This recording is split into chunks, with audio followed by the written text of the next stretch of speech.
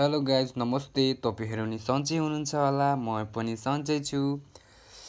आज मैले भोगेको कुरा, मैले महसुस गरेको कुरा के हो भने जिम जानु, टाइम फलो गर्नु, अनुशासितमा बस्नु चाहिँ साह्रै गाह्रो। तर हामी जस्तो बिगिनरलाई त त्यति साह्रो पर्दैन र पनि धेरै कुराहरूले चाहिँ फरक पार्छ। जस्तै जिम पार्टनर नहुनु पनि घाटा हुँदो रहेछ।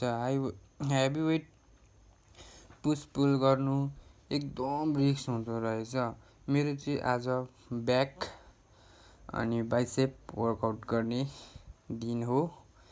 त्यसैले म विभिन्न ब्याक र बाइसेपको वर्कआउटहरू गर्दै अनि मनमा भएको पीडाहरू मनमै राखेर त्यसलाई नै मोटिभेसनको रूपमा लिएर एक्सर्साइज गर्दैछु। तपाईँहरू भिडियो हेरेर प्लिज सब्सक्राइब चाहिँ गरिदिनुहोस् है। प्लिज सब्सक्राइबर नै छैन हौ मेरो युट्युब च्यानलमा चाहिँ। भ्युज त अब नआउला केही छैन। सब्सक्राइबर चाहिँ यसो 3-4 दिनमा एउटा सब्सक्राइबर भइदियो भने राम्रो हुन्थ्यो। यसो माया गरेर यसो सब्सक्राइब पनि गरिदिनुहोस् प्लिज।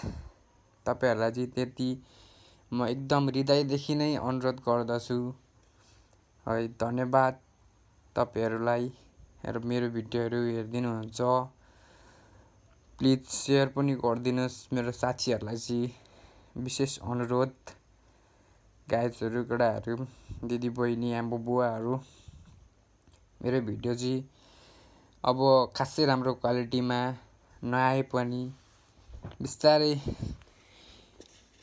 क्वालिटी पनि राम्रो बनाउने कोसिस गर्छु। मेरो अब नजानेको कुराहरू सिकाउँदै बिस्तारै गर्दै अगाडि बढ्दै जाने हो।